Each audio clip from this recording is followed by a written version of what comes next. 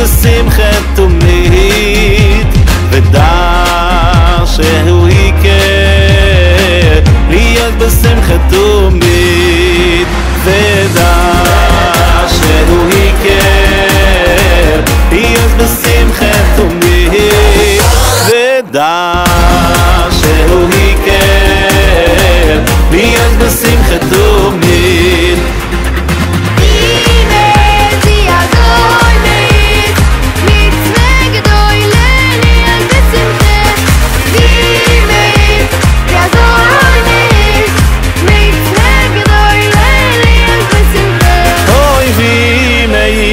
יעזוי מייז מצווה גדולה להיות בשמחה, אויבי מייז ויעזוי מייז מצווה גדולה להיות בשמחה.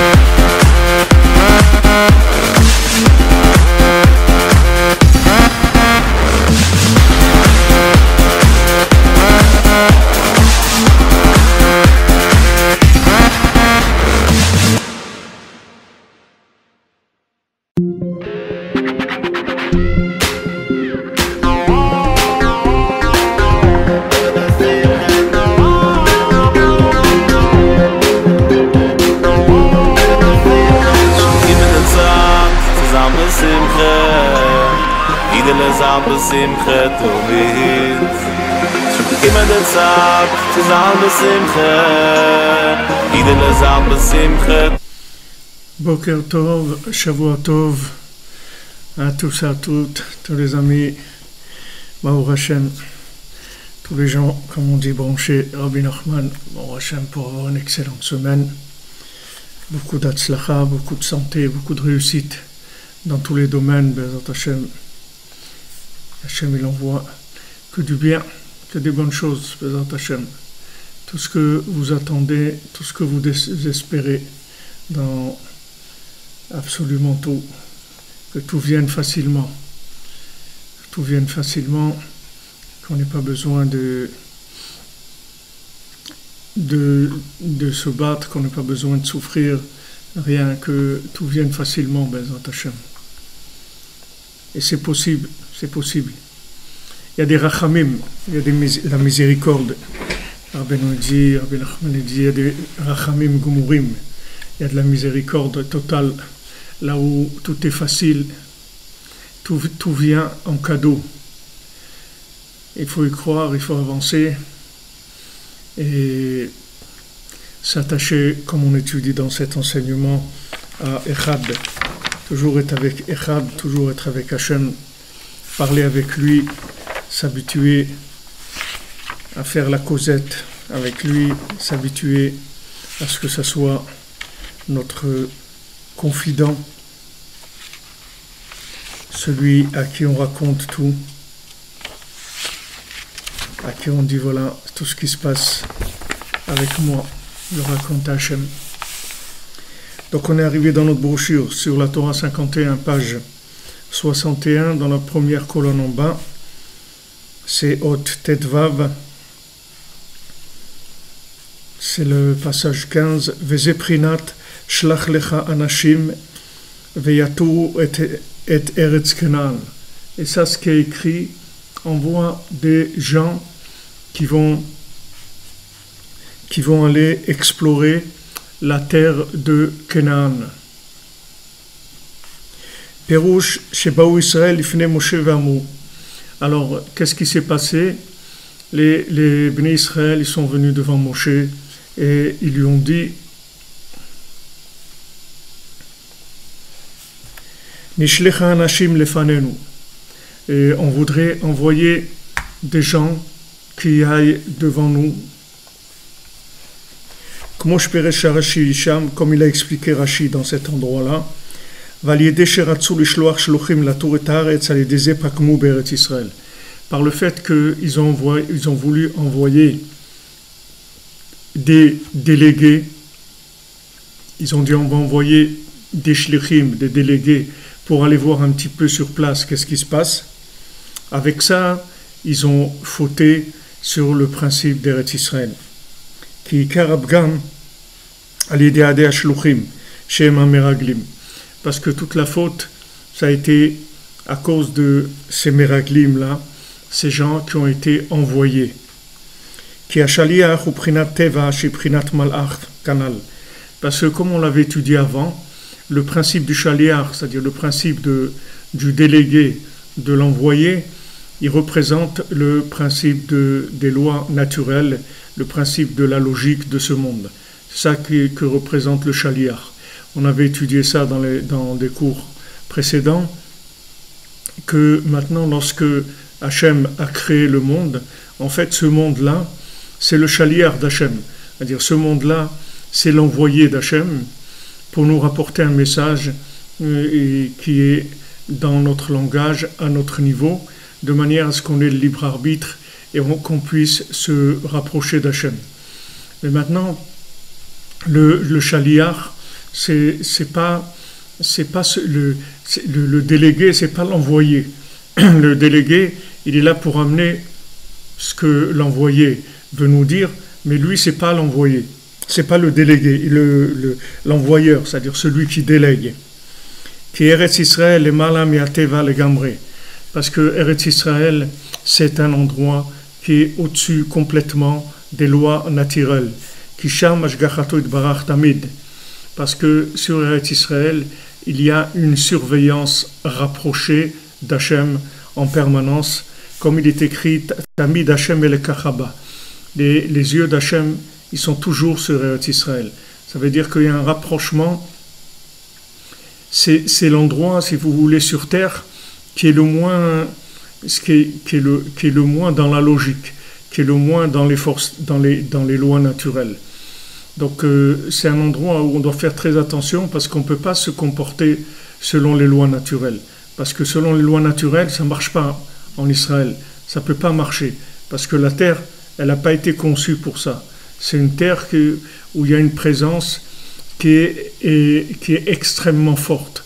Donc ça demande une attitude, si vous voulez, en direct et pas en différé.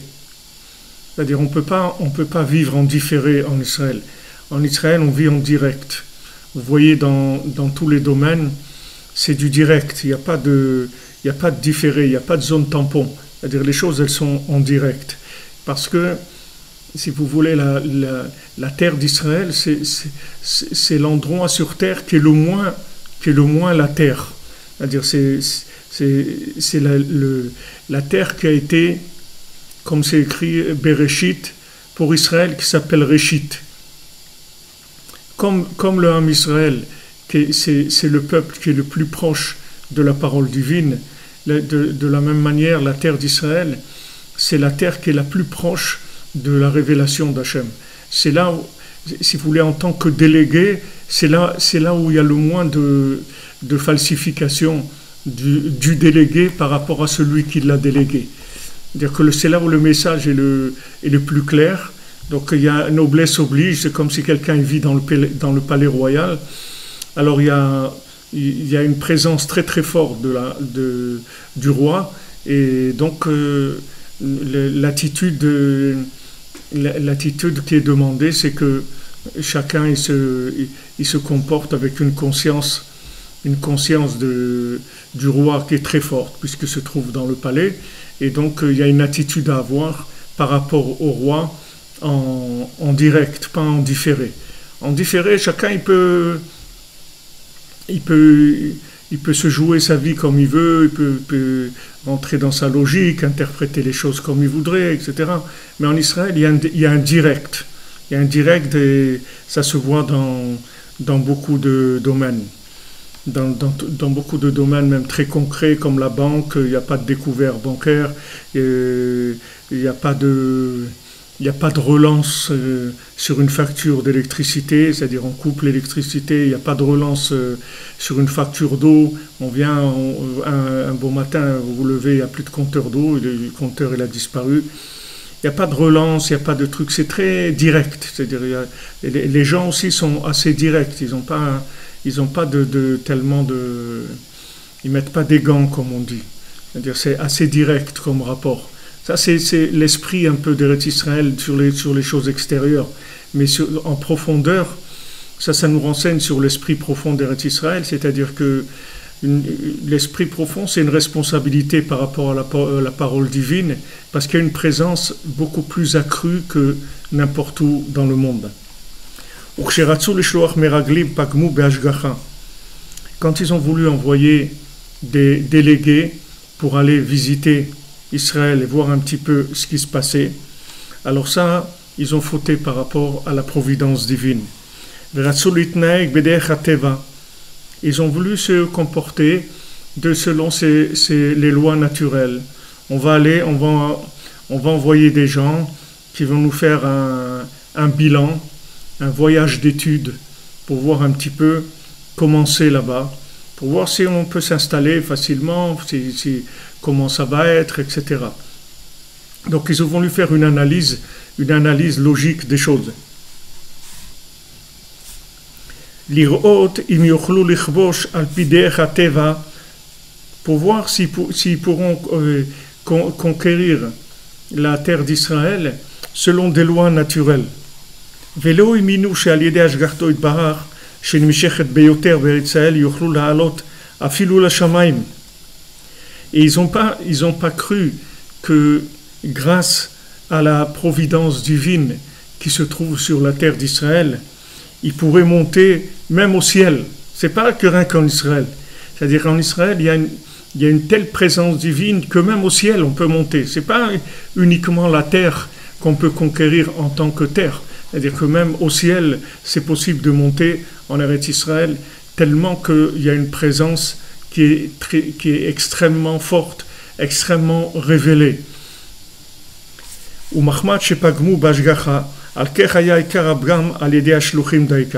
Maintenant, le fait qu'ils ont fauté par rapport à la providence divine, qui est-ce qui a, si vous voulez, qui a endossé cette attitude-là? Ce sont des envoyés, c'est-à-dire ce sont ces gens qui ont été délégués. Parce que tout le principe du délégué, c'est justement la tendance aux lois naturelles. Comme le délégué, c'est pas lui-même, il n'est pas lui-même concerné par la chose, c'est-à-dire en tant que personne responsable, puisque celui qui est délégué, comme d'ailleurs beaucoup de gens,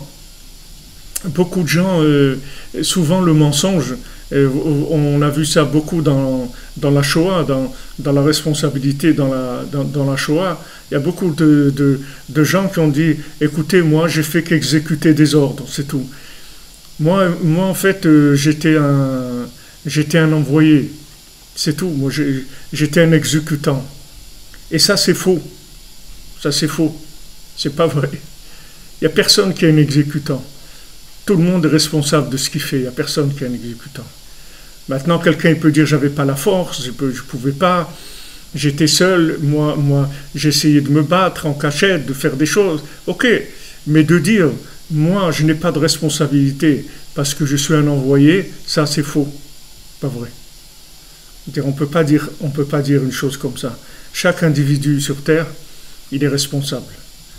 Il est responsable de ce qu'il fait, bien sûr, à moins qu'il soit fou, mais quelqu'un qui est normal pour certaines choses, il ne peut pas venir commencer à dire « je ne suis pas responsable ». Donc il y a une responsabilité, et plus quelqu'un va être proche de la vérité, dans le vécu, dans la providence, et plus il va être tenu pour responsable par rapport aux gens qui l'ont envoyé, par rapport à Hachem, par rapport à l'humanité. Donc le Ham Israël est plus responsable que toutes les nations, parce que Hachem a dit, voilà, moi je connais que vous, c'est-à-dire que moi quand j'ai des choses à régler, c'est avec vous que je règle. Ça veut dire que nous, on est tenus responsables de ce qui se passe sur Terre, parce qu'on est un peu les grands frères de l'humanité, c'est-à-dire on est ceux qui sont plus proches de la parole du Créateur, de la conscience de la parole du Créateur. En tout cas, on a été conçus pour ça, et on a toutes les inspirations et toutes les facultés pour ça. Donc vous verrez souvent dans le monde des gens qui vont essayer de fuir leurs responsabilités en disant non, moi je suis un exécutant. Et ça c'est faux, c'est pas vrai. Quelqu'un il n'est pas un exécutant. Quelqu'un il a le choix d'être l'exécutant de ce qu'il veut. S'il veut pas,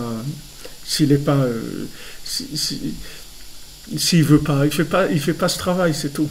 Il dit non, moi je m'excuse, moi je veux faire autre chose. Moi je fais pas ça. Moi je fais pas ça. Moi ce travail-là, je le fais pas. Je suis désolé. On raconte qu'à l'époque du temple, quand les Romains ils ont pris le temple, ils ont commencé à le détruire.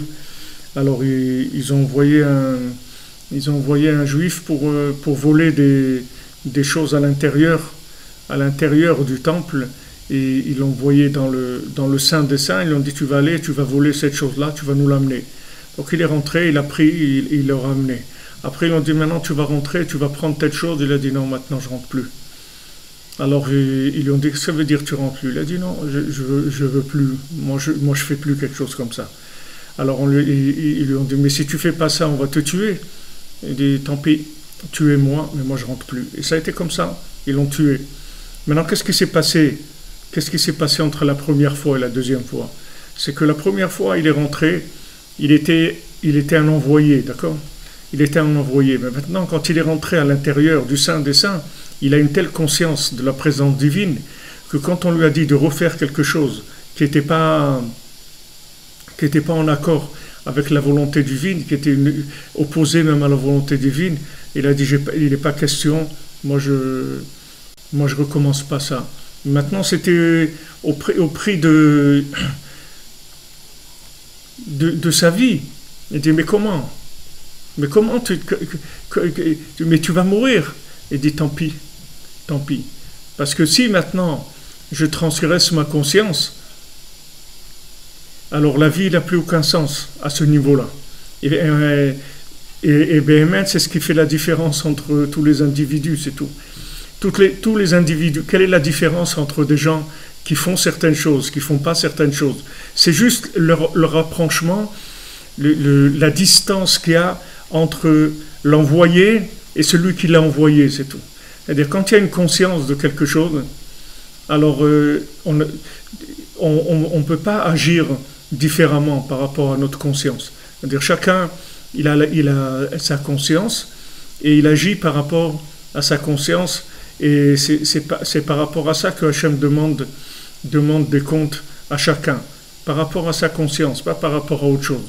Donc, on peut pas se déresponsabiliser et dire moi j'étais un envoyé. D'être un envoyé, c'est un choix, et on peut choisir de qui on est envoyé. Et on ne peut pas dire moi j'étais obligé de faire ce qu'on me disait de faire, j'étais un exécutant. Il y a pas, alors les gens ils se cachent derrière ce mensonge pour dire qu'ils ne sont pas responsables. Mais ce n'est pas vrai, parce que Hachem il connaît la responsabilité de chacun. Maintenant, plus on va se rapprocher d'Hachem, et plus on va sentir de la responsabilité. D'ailleurs, qu'est-ce que c'est un tzaddik? Pourquoi un tzaddik il prie pour le monde? Pourquoi un tzaddik il donne sa vie pour le monde? Parce que justement, il est tellement proche de l'envoyeur, il est tellement proche d'Hachem, qu'il se sent responsable de l'humanité. Et c'est vrai, il est responsable de l'humanité. C'est vrai que c'est pour ça qu'on voit que les tzadikim ils souffrent, parce qu'ils ont une responsabilité. On voit que plus quelqu'un est conscient, plus que quelqu'un est grand, plus quelqu'un savait des choses, et plus on va le tenir responsable. Donc en fait, quand on veut faire quelque chose et qu'on n'arrive pas à le faire, en fait c'est le degré de conscience qui fait agir, qui va nous donner la force d'agir. il ne faut pas chercher dans l'effort, il ne faut pas chercher dans l'effort, il faut chercher dans la conscience. Parce que plus la conscience est grande, moins il y a d'efforts à faire. L'effort, il vient sur des domaines où la conscience n'est pas très forte. Donc on a besoin de faire un effort pour essayer d'aller de l'avant. Mais si on développe la conscience, alors il n'y a pas besoin de faire des efforts. Pour ça que Rabbi Nathan il dit que, en fait, la crainte d'Hachem, elle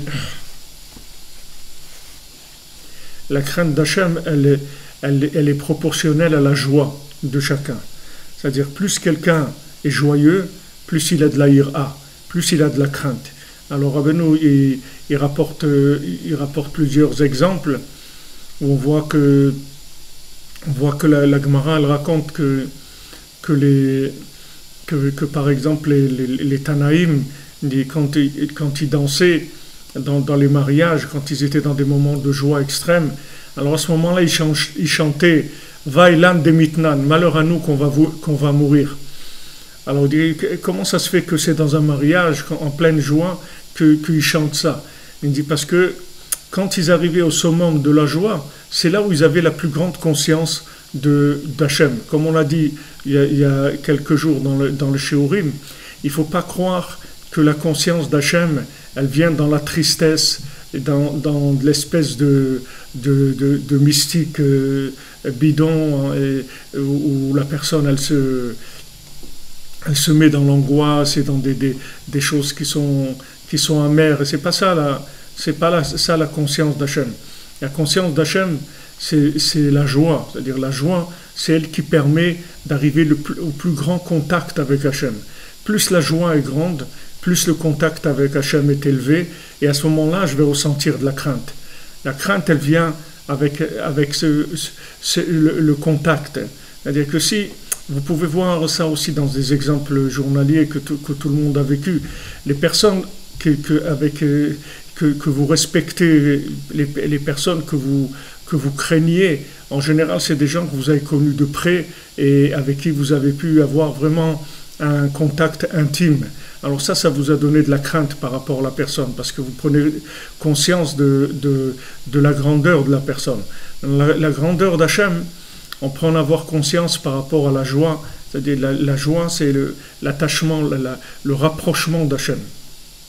Donc puisque quelqu'un est joyeux, comme c'est écrit dans les psaumes, Gilou bir'ada, soyez joyeux dans la crainte en tremblant, c'est-à-dire que la crainte, elle va venir dans la joie. Et on n'a pas le droit, Rabbi Nathan dit, on n'a pas le droit de chercher de la crainte qui est au-dessus de notre niveau de joie. Parce que si on cherche de la crainte qui est au-dessus de notre niveau de joie, ça va nous faire tomber.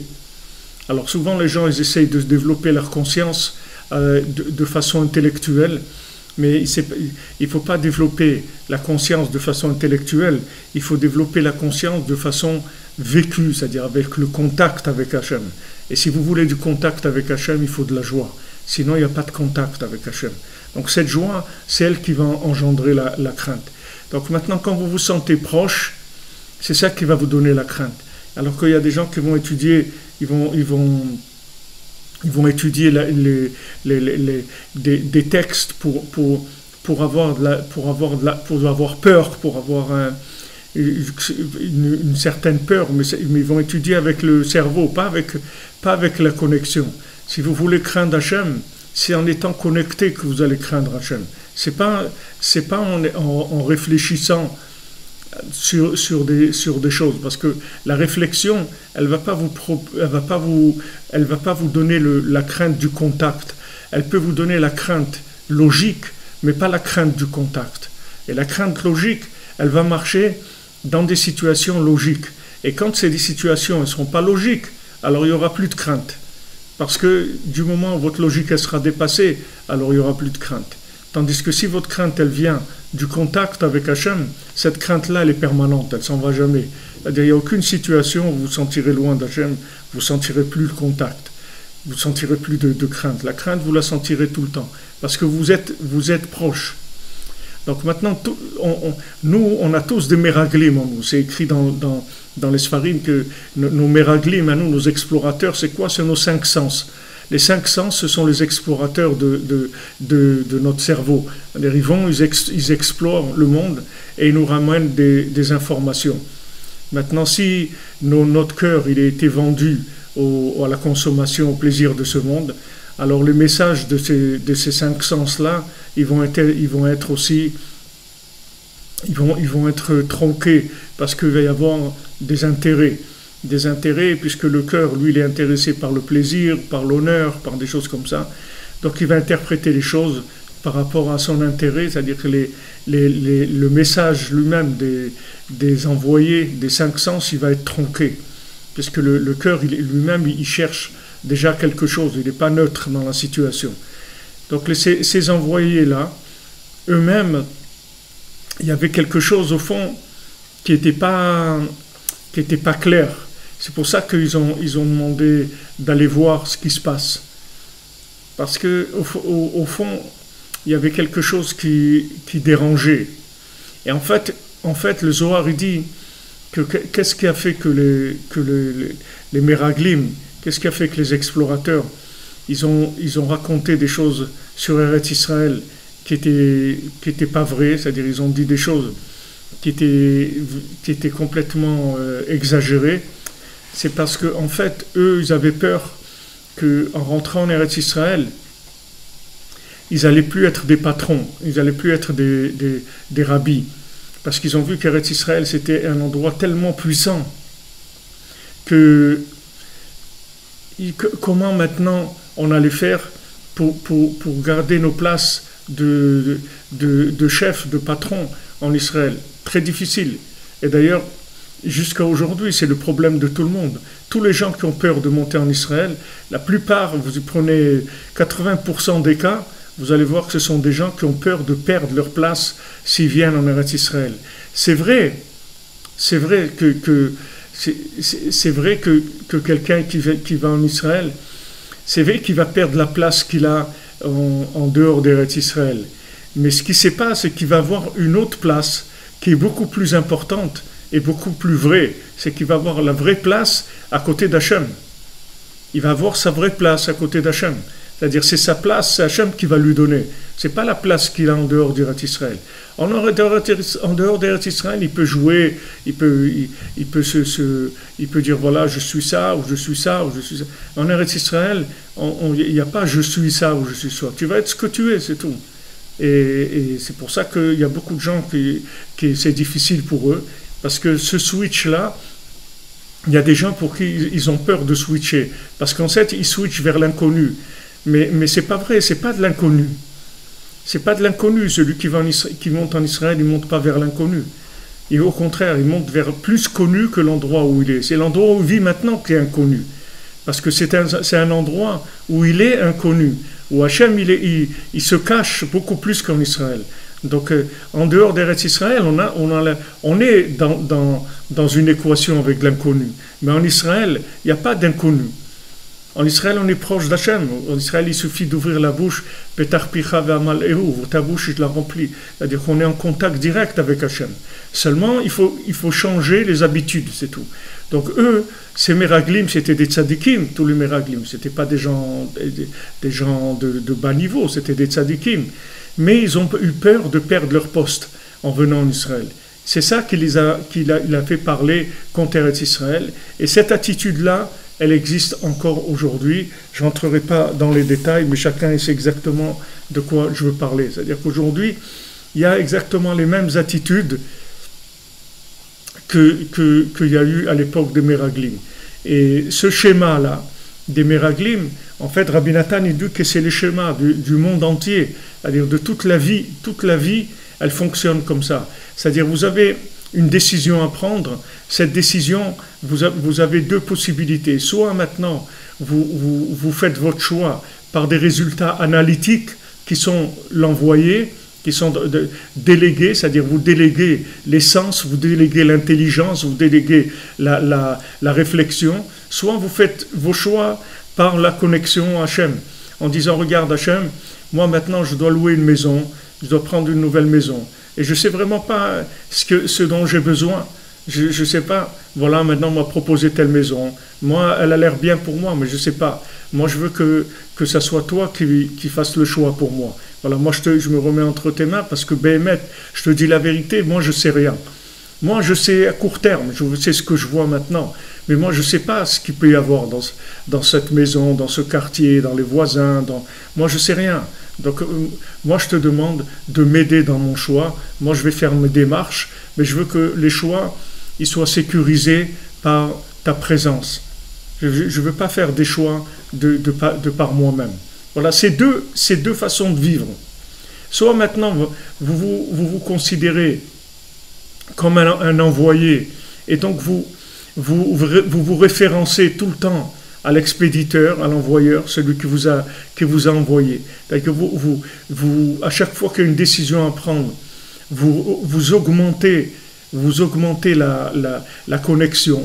C'est-à-dire vous refaites une mise à jour de la connexion en disant Hachem, regarde, maintenant je vais chercher un nouveau travail, ou j'ai cherché un conjoint, ou je vais chercher où habiter, ou une communauté, n'importe, tout ce que vous avez comme choix à faire dans votre vie.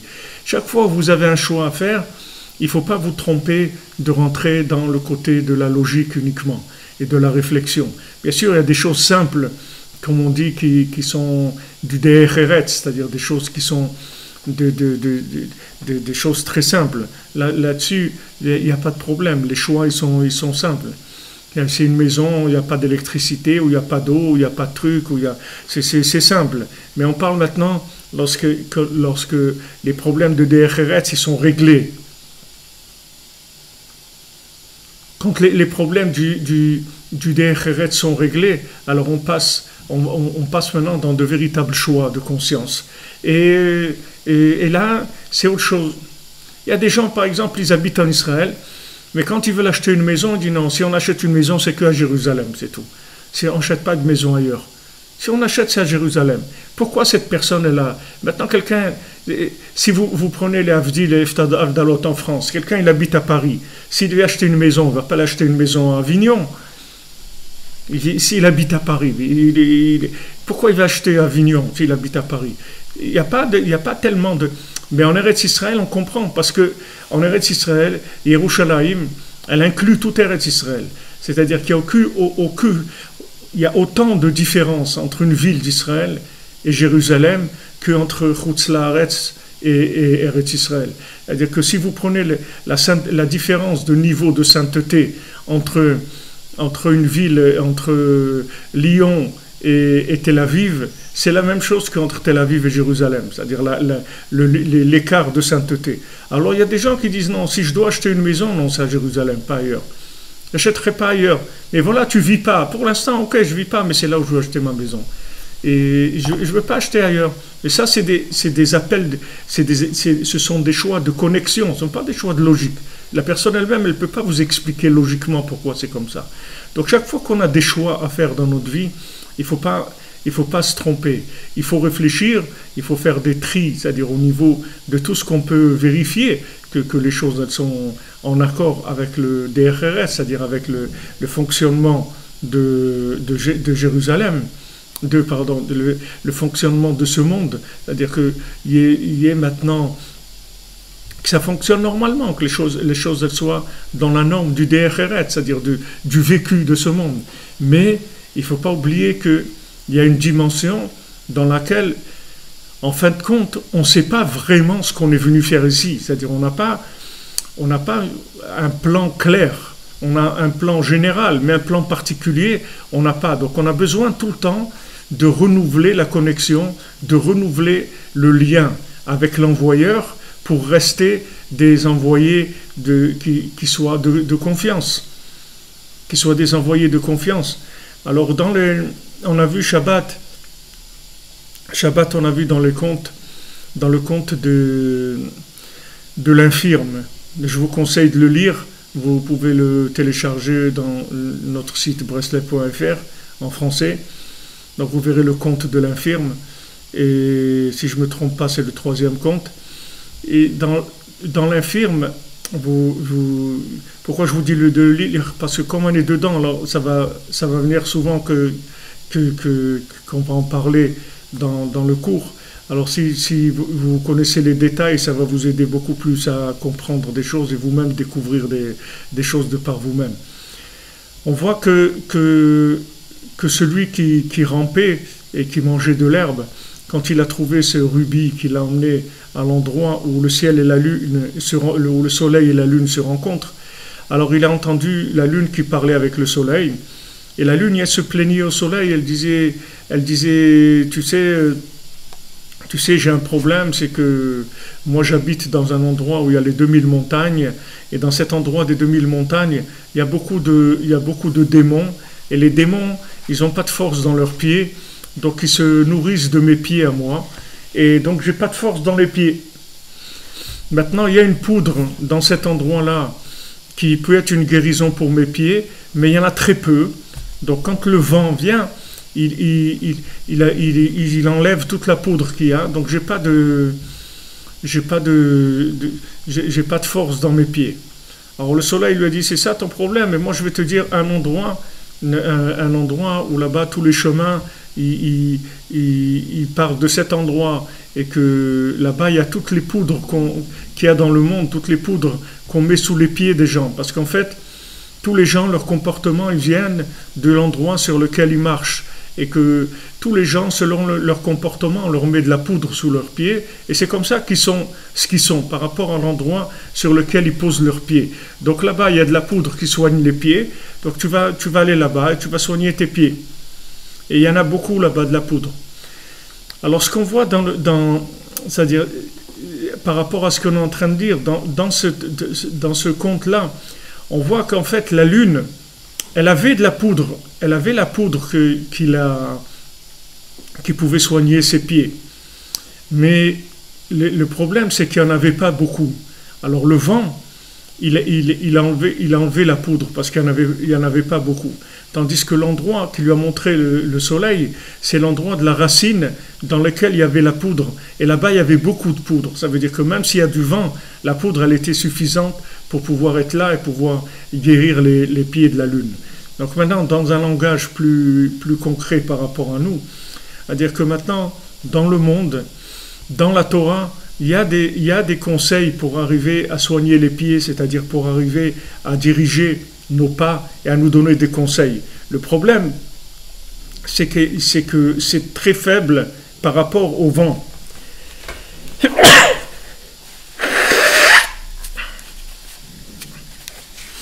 Excusez-moi. C'est-à-dire c'est très faible par rapport au vent. Le vent, c'est quoi? Le vent, c'est toute l'atmosphère de ce monde, qui s'appelle être dans le vent. Par exemple, j'ai disait, ouais, la mode, si vous voulez, le vent, c'est être dans le souffle de la mode, c'est-à-dire dans le souffle de la matière.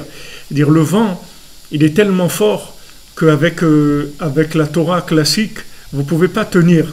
Parce que même si la Torah elle donne des conseils, mais ces conseils-là, ils ne pourront pas vous donner la force qu'il faut, parce qu'ils ne sont pas assez intenses par rapport au vent, par rapport au souffle qu'il y a. Tandis que si vous allez dans les secrets de la Torah, chez Rabbi Shimon Bar Yochai, ou dans le Harizal, ou dans le Baal Shem Tov, ou surtout chez Rabbi Nachman, vous allez avoir une telle quantité de poudre, c'est-à-dire une telle quantité d'énergie spirituelle, que ça va vous permettre de tirer de la force, même s'il y a du vent. Même s'il y a le vent de ce monde, ce vent-là, il ne pourra pas vous attraper, parce que vous aurez beaucoup d'énergie qui viendra de la racine, si vous voulez, de la Torah. Alors en fait, ces secrets de la Torah, ils vous donnent une conscience, que cette conscience-là, elle vous rapproche de celui qui vous a envoyé. Elle vous rapproche de l'envoyeur. Et à ce moment-là, vous ne fautez pas. Vous voyez Yosef Hatzadik. Comment Yosef Hatzadik, il n'a pas fauté? Parce que quand la faute est venue devant lui, il était toujours connecté à Echad. Il n'était pas déconnecté. Donc ça veut dire que la conscience qu'il avait de Echad, elle était très forte. Donc il y a une faute qui est venue devant lui. Il s'est dit, comment je peux faire quelque chose comme ça? Je ne peux pas faire quelque chose comme ça. Je ne peux pas trahir Hachem. Je ne peux pas trahir mon père. Je ne peux pas trahir mon employeur. C'est lui qui m'a employé et tout. Maintenant, je vais faire une chose comme ça. Impossible. Pourquoi? Parce que sa conscience, elle était forte. Donc la conscience, elle lui a donné la force de résister. Mais si maintenant votre conscience n'est pas forte, alors quand vous vous trouvez dans une situation, alors des fois, la situation, elle fait balancer la personne elle tombe. Parce que le vent, il est trop fort par rapport aux éléments que la personne a de conscience. Donc nous, on travaille, si vous voulez, à remplir la conscience, à donner des forces à l'intérieur, des forces de connexion très fortes, de manière à ce que on soit tenu par cette connexion. Et cette connexion, c'est elle qui va nous empêcher de fauter.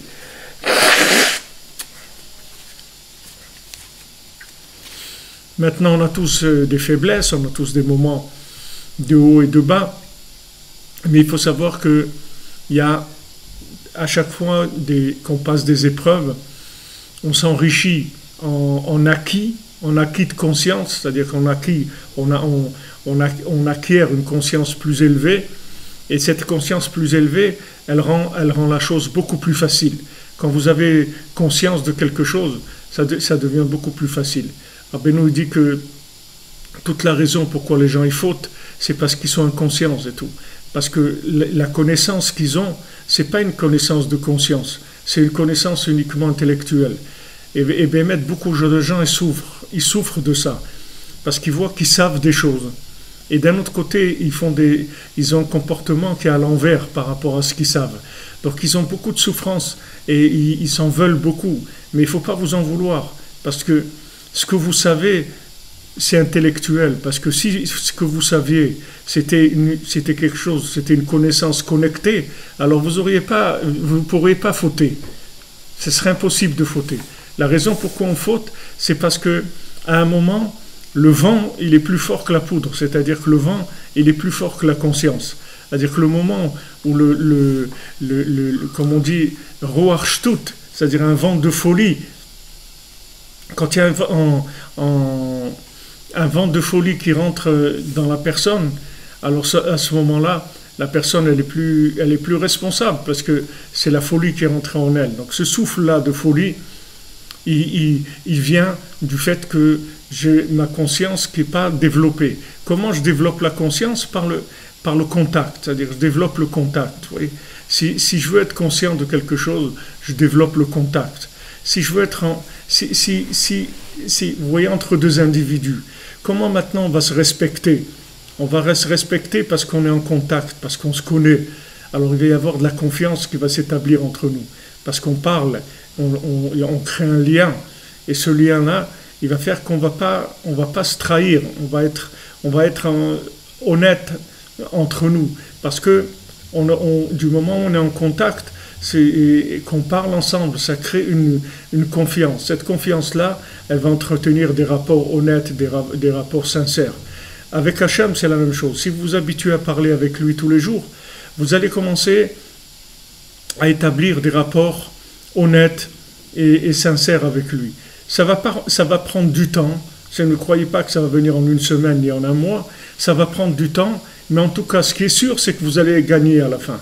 C'est-à-dire à la fin, le contact avec le souffle divin, il va dominer le souffle de la matière.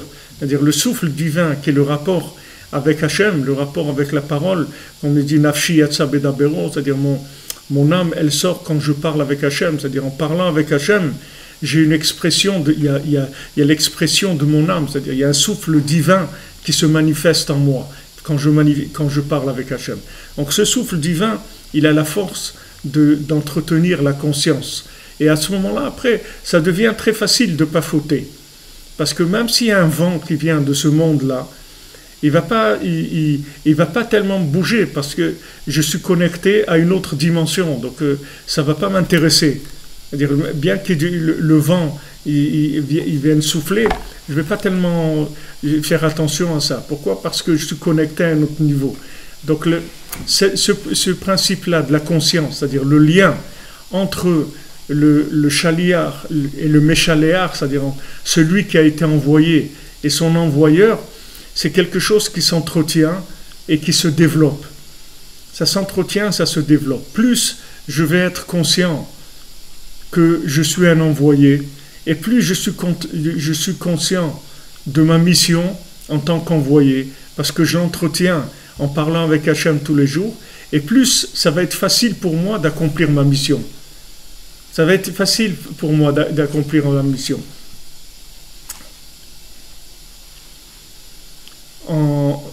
Rabbi Nachman, il a raconté un exemple. Il a dit, une fois, il y avait un roi qui a envoyé un message secret à un autre roi d'un autre pays avec qui ils étaient amis. Donc, il a envoyé deux envoyés pour amener ce message. Maintenant, il y avait un envoyé qui était un homme intelligent et il y a un envoyé qui était un homme moins malin et qui s'est fait attraper. Maintenant, l'intelligent, il est arrivé à passer les pays ennemis et à amener le message de l'autre côté. Et celui qui était moins malin, il s'est fait attraper, mais il n'a pas vendu la mèche, il n'a pas donné le secret. Il a résisté et il n'a pas donné le secret. Donc Rabbi Nachman dit, qui est-ce qui est le plus grand là-dedans? Qui c'est le plus grand des deux? Qui c'est le plus grand des deux? C'est celui qui était malin, qui s'est débrouillé, qui est arrivé de l'autre côté, ou bien celui qu'on a torturé, etc., et il a tenu. C'est-à-dire, c'est pas évident, parce que les gens ils vont vous dire, voilà, et le principal, c'est qu'il a amené le message. Donc voilà, celui qui est intelligent, il a amené le message. Mais l'autre, il a résisté à la torture, à toutes les épreuves, et après il a amené le message. Mais il n'a pas lâché pendant qu'il était torturé, etc. Donc ça, c'est quelque chose qui est une autre dimension, parce que comme la personne, elle a été torturée, on a essayé de la faire dire son secret, elle n'a pas dit le secret, donc il y a la preuve d'un attachement très fort à Hachem. Tandis que l'autre, c'est vrai qu'il a fait il a amené à bon port sa mission, il a fait ce qu'il fallait faire, mais si maintenant il l'a fait parce qu'il est doué, alors ça ne prouve pas son niveau d'engagement. Son niveau d'engagement par rapport à celui qui l'a envoyé. Bien que maintenant il est arrivé à faire sa mission, mais il n'y a rien qui prouve combien il est engagé par rapport à celui qui l'a envoyé. Donc maintenant, quand on va avoir des épreuves, en fait, on va être testé sur notre niveau de lien avec Hachem. C'est là on va voir combien on est lié. Alors des fois, on a un niveau de conscience jusqu'à un certain degré, après dépasser ce degré-là. Alors non, c'est fini, la conscience, elle n'arrive plus à nous tenir. Voilà, il n'a pas lâché. La personne, elle n'a pas lâché. Maintenant, comment on arrive à la conscience? Je vous ai dit comment on arrive à la conscience. On arrive en entretenant le contact. C'est-à-dire, plus on parle avec Hachem régulièrement, plus la conscience, elle se développe. La conscience, elle se développe que par la parole. C'est-à-dire, en discutant, c'est là où on prend conscience des choses. Sinon, vous pouvez savoir des choses, mais vous n'en êtes pas conscient. C'est-à-dire, au moment où vous devez agir, c'est pas l'intellect qui se met en marche. Quand vous devez agir, c'est le vécu, c'est le cœur qui se met en marche. C'est pas l'intellect. Quand vous avez une épreuve, c'est pas l'intellect qui va vous aider. Quand vous avez une épreuve, c'est votre niveau d'engagement qui va vous aider. Et le niveau d'engagement, c'est pas au moment où vous avez l'épreuve qui va se développer. Le niveau d'engagement, il se développe tout le temps où vous n'avez pas d'épreuve. C'est-à-dire quand vous venez maintenant tous les jours, vous parlez avec Hachem, vous lui racontez votre vie, vous prenez l'habitude de vous confier à lui, de lui dire tout ce qui se passe avec vous, ce que vous aimeriez, ce qui vous dérange, etc. Maintenant, le fait de parler avec lui tous les jours, ça établit un niveau de confiance et un niveau de conscience aussi qui va vous permettre après de dépasser des épreuves très facilement. Ça ne va même pas vous coûter d'effort. Parce que vous n'êtes plus dans cet endroit-là, c'est-à-dire l'endroit de l'épreuve, vous n'habitez plus là-bas. Alors eux, les Meraglim, à un niveau très élevé, parce que c'était des tzadikim, eux, ils ont vu qu'en fait, en Israël, ils n'allaient plus rien maîtriser. Rien du tout. C'est-à-dire qu'il fallait qu'ils se lâchent complètement. Et ça, ils n'arrivaient pas. Se lâcher complètement, ils ne pouvaient pas. Ils disaient quoi, on va plus, ça ils ne pouvaient pas. C'est pour ça qu'ils ont parlé contre Eretz Israël, ils ont fait la destruction qu'ils ont faite. Parce qu'ils sentaient qu'il n'y avait plus de maîtrise de rien. Donc ils avaient très peur. Ils avaient très très peur. Comment je vais rien maîtriser, mais c'est difficile. Mais tu vas rien maîtriser de par toi-même. Mais Hachem, il va maîtriser beaucoup plus que toi, tu vas maîtriser. Tu ne comprends pas qu'en te mettant entre les mains d'Hachem, tu es beaucoup plus sûr de réussir que quand tu es livré à toi-même. C'est complètement autre chose. Donc il dit, c'est pour ça que tout le problème, il a été fait par les envoyés, justement. Shem Ameraglim, qui est Shaliach ou Prinat Matat, parce que le Shaliach, l'envoyé, c'est un ange. C'est un ange, c'est le prince Matat. Je vous dis, le prince Matat, c'est le prince de la Torah. C'est lui qui dirige le monde dans les 6 jours de la semaine. Et c'est ce prince-là, cet ange, que ceux qui sont montés dans le Pardès, ce qui est ramené au début de la Torah, quand il y a Rabbi Akiva et Elisha ben Abouya et Ben Azaï et Ben Zoma, quand ces 4-là ils sont rentrés dans le Pardès, en fait ce qu'ils ont vu, cet ange-là, Matat, ils ont vu qu'il avait un pouvoir tellement fort qu'il n'y a que Rabbi Akiva qui a pu rentrer et sortir Béchalom, c'est-à-dire il a vu la puissance de cet ange-là, mais il n'a pas douté à une seule minute que cet ange-là, sa force, elle venait de lui-même. Il savait que c'était un représentant d'Hachem. Il ne s'est pas fait avoir par la logique. Quand quelqu'un qui voit ce monde-là, il voit des choses logiques, et il ne perd pas le nord. Il dit non, je sais que logiquement, ça donne tel résultat. Mais je sais que ça, c'est Hachem qui fait ça. Ce n'est pas la chose elle-même. Et si Hachem il veut changer les éléments de cette logique, ça va changer tout de suite. Ça n'a rien à voir avec... Ce n'est pas la chose qui a un pouvoir.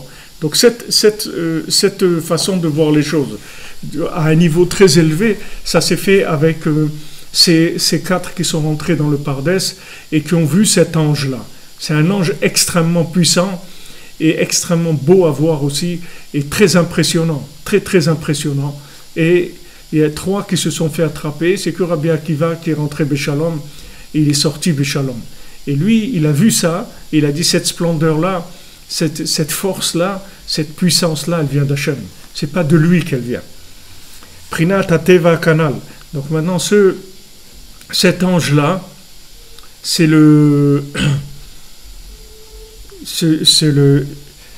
cet ange-là, il représente toutes les forces naturelles, toutes les lois naturelles. C'est lui qui fait fonctionner donc les 6 jours de la semaine sous le système des lois naturelles.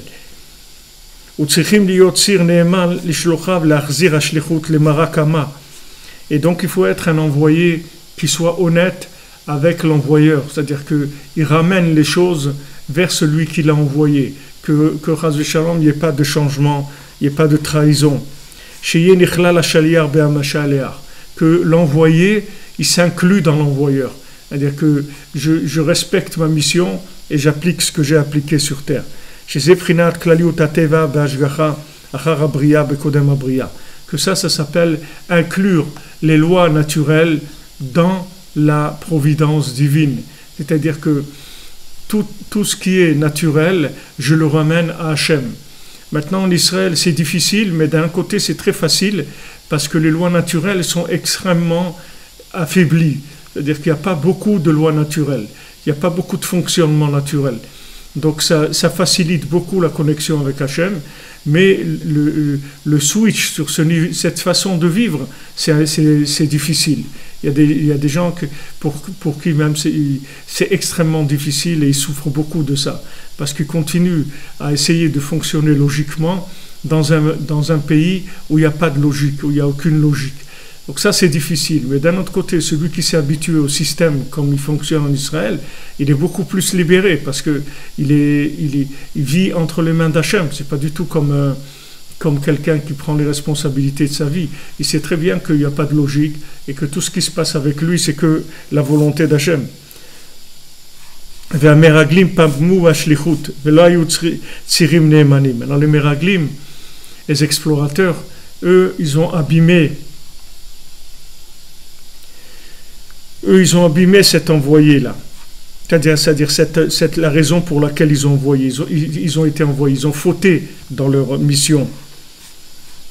Ve'otziu dibat haaretz ra'a ve'amru sheker al Eretz Israël. Ils ont sorti, ils ont parlé du mal et ils ont dit du mensonge sur Eretz Israël. Ve'sheker u'ikar b'gam hashgacha. Maintenant, le mensonge, c'est ça le principal de la faute par rapport à la providence divine. Oui, ce que vous dites, Monsieur Terrier, c'est que si maintenant on ne reconnaît pas que c'est Hachem, alors c'est de l'idolâtrie. L'idolâtrie, ça veut dire qu'on croit que cette chose-là, elle est comme ça. On croit que cette chose-là, elle est comme ça. C'est-à-dire que la chose elle-même, c'est elle qui a fait que c'est comme ça. Que voilà, si maintenant je ne suis pas arrivé, c'est parce que j'ai eu ce problème, ou à cause d'un tel, ou à cause de ça, ou à cause de ci. Quand je trouve des causes, une autre cause qu'Hachem, c'est de l'idolâtrie. La foi, c'est de savoir que Hachem, c'est lui la siba de toutes les sibotes, c'est lui la cause de toutes les causes. Il n'y a qu'une autre cause. Si maintenant je suis tombé sur quelqu'un qui m'a roulé, c'est maintenant que c'est fait, alors ça veut dire qu'Hachem il a voulu comme ça, c'est tout. Ça ne veut pas dire que lui il n'est pas responsable lui de ce qu'il a fait, mais moi mon problème c'est pas lui s'il est responsable ou pas. Moi mon problème à moi c'est que je dois régler ça par rapport à mon envoyeur. Et comment je règle ça par rapport à mon envoyeur en disant Hachem, moi je sais que c'est toi qui veux ça. Donc moi ce que tu veux j'accepte, c'est tout, parce que ça vient de toi. Je l'accepte parce que ça vient de toi. Et ce qui vient de toi, c'est toujours bien. Ah, maintenant, ça a l'air le contraire du bien, ça a l'air à l'envers. Mais moi, ça, c'est déjà une logique qui me dépasse. Et moi, je ne comprends pas ces choses-là. Donc maintenant, il n'y a pas de cause. La cause, c'est toi, c'est tout. Et toi, c'est une cause toujours valable. C'est-à-dire, tout ce que tu fais, c'est pour le bien. Donc moi, je sais que c'est bien. Ah, ça me fait mal, ces trucs, c'est une perte, c'est une douleur, c'est une souffrance, tout ce qu'on veut. Mais ça vient d'Hachem, c'est tout. Moi, je dois garder cette conscience-là. Et à ce moment-là, je renvoie, si vous voulez, la situation qui est une situation d'envoyé, je la renvoie à l'envoyeur. Je la ramène à l'envoyeur en disant, voilà, cette situation-là, c'est toi, en fait. Ce n'est pas une situation isolée. Il n'y a pas d'envoyé qui est responsable. C'est-à-dire que la situation elle-même, ce n'est pas elle qui a la responsabilité de ce qu'elle est. C'est-à-dire que la situation, elle est voulue par Hachem. Donc si moi je rétablis le contact, c'est ça qui a réparé la situation en fait. La réparation de la situation, c'est pas que ça marche comme je veux. Le écart, c'est que je sais que c'est Hachem qui veut ça. C'est ça qui est le plus important. C'est pas que j'arrive à me débrouiller, que je suis malin, je me débrouille, je fais plein de choses, etc. et que j'ai réussi. Le principal, c'est que Hachem réussisse. C'est ça qui est le plus important. C'est-à-dire que je sache que ça, c'est Hachem qui l'a voulu. Donc ça, c'est mon travail, de renvoyer tout le temps la situation à l'envoyeur, tout le temps. C'est ça, c'est ça ma responsabilité. Quand Hachem l'a dit, voilà, c'est une terre où il coule le lait et le miel, ça c'est la promesse d'Hachem. Donc ça veut dire, c'est sûr que c'est comme ça. Ah, maintenant, moi, je vais en Israël, et ça, c'est pas le lait et le miel, il y a des difficultés, etc. Ça, c'est le côté de mes sens, comme ils vivent la chose. Mais la promesse d'Hachem, elle, c'est sûr qu'elle est vraie. Il n'y a aucun doute sur ça. Hachem, s'il nous a dit quelque chose, c'est sûr que c'est comme ça. Ah, maintenant, on voit, il y a des attentats, ou il y a des trucs. Ça, c'est des choses que la logique, elle veut me présenter comme étant contradictoire par rapport à ce que Hachem a dit. Mais si maintenant, moi, je suis dans la foi, c'est-à-dire j'ai confiance dans l'envoyeur, donc j'ai pas de problème. Je vis cette chose-là. C'est pas la chose, même si je vis une chose, c'est complètement à l'envers dans la logique, ça va pas me déconnecter de l'envoyeur. C'est ça le principal. C'est que je me fâche pas avec l'envoyeur, parce que la vie, elle correspond pas à ma logique. Et souvent, des gens, ils se fâchent avec Hachem parce que ça ne correspond pas à la petite logique qu'ils ont dans leur tête. Eux, ils croyaient qu'Hachem, c'est un copain à eux qui va faire ce qu'ils veulent. À dire, voilà, maintenant, je veux que ça soit comme ça et comme ça. Donc, Hachem, moi, je fais ce que tu me demandes de faire. Et toi, tu m'arranges, tu fais ce que je veux. Mais ce n'est pas comme ça. Des fois, Hachem, il va faire le contraire de ce que vous voulez. Parce que Hachem, il voit des choses que vous ne voyez pas. Hachem, il a un plan pour vous et pour le monde que vous voyez pas. Nous, on ne le voit pas, ce plan-là. Donc maintenant, il y a des fois où ça marche comme on veut. Et il y a des fois où ça ne marche pas comme on veut. Mais ce qui est sûr, c'est que ça marche toujours comme Hachem il veut. Ça, c'est sûr. Ça, c'est certain. Et ça, il faut que ça soit fixe dans mon cœur. Ça, je ne peux pas enlever cette chose-là de mon cœur. Et de dire, voilà, alors si maintenant ça marche, je suis copain avec Hachem, et ça ne marche pas, alors je ne suis pas copain avec lui. Parce que ça ne marche pas comme je veux. Donc, donc ça y est, la personne, elle se fâche, ça ne marche pas comme elle veut. Maintenant, si vous savez que tout ce qui se passe avec vous, c'est uniquement comme Hachem il veut, et ça, il n'y a aucun doute là-dessus, alors ça y est, vous êtes tranquille. Ah, maintenant, ça a l'air opposé, ça a l'air comme ça a l'air difficile et tout. Ça, c'est... Est-ce qu'on est à la hauteur de cette émouna? C'est sûr qu'on est à la hauteur de ces deux. Et de la hauteur de quoi vous voulez qu'on soit, alors? La hauteur de comment vous voulez vivre. Et vous croyez qu'on est à la hauteur de la souffrance qu'on vit? Vous croyez qu'on est à la hauteur de la contradiction qu'on vit? Vous croyez qu'on est à la hauteur de la folie qu'on vit? Si maintenant, on ne savait pas que c'était Hachem, mais comment on pourrait vivre la folie dans laquelle on vit? Comment on pourrait être entouré des gens qui nous entourent, des dirigeants qu'il y a, des gens qui ont... Combien on pourrait recevoir de coups en restant, en tenant? Combien de coups, combien de choses quelqu'un il va recevoir et il va tenir? La seule chose qu'il nous faut nous tenir, c'est parce que c'est Hachem, on sait que c'est Hachem qui envoie ça. C'est pour ça qu'on tient. Sinon, vous ne pouvez pas tenir. Au contraire, c'est le début. C'est-à-dire que c'est avec ça que vous allez tenir. Ce n'est pas être à la hauteur. Et vous êtes à la hauteur de ce qui se passe avec vous, de ce qui se passe autour de vous. Vous êtes encore beaucoup moins à la hauteur. Rabbi Nachman, il dit, celui qui ne croit pas que ce qui vient dans sa vie, ça vient d'Hachem, mais alors sa vie, c'est pas une vie, parce que chaque chose qui va venir, ça va le rendre fou. Il va dire, ouais, mais pourquoi un truc, et pourquoi ci, pourquoi l'autre, et pourquoi ça, pourquoi c'est pas comme ça, et c'est pourquoi ils votent pas des lois plus sociales, pourquoi ils ne donnent pas des allocations, pourquoi ils font ça, pourquoi ils font venir des étrangers qui vident les caisses de l'État, pourquoi ils font ci, et vous allez dans l'amertume tout le temps. Au contraire, quand vous vous habituez à la Emouna, c'est beaucoup plus facile que tout ça. C'est plus facile d'être à la hauteur de la Emouna que de la hauteur de comprendre ce qui se passe avec nous. Beaucoup plus facile. Comme je me vois Arsham Be'atora Anal, Valken et Garmou, Bechia ou Tumaout. Donc ils ont entraîné des larmes, les Meraglim. Vaïfkoua Am Balaylahu. Le peuple, il a pleuré cette nuit-là. C'est-à-dire ils ont pleuré. Alors Bezat Hashem, ça, on continuera demain parce qu'on va rentrer dans le principe des pleurs dont on avait parlé, des larmes les larmes de Léa, les larmes de Esav.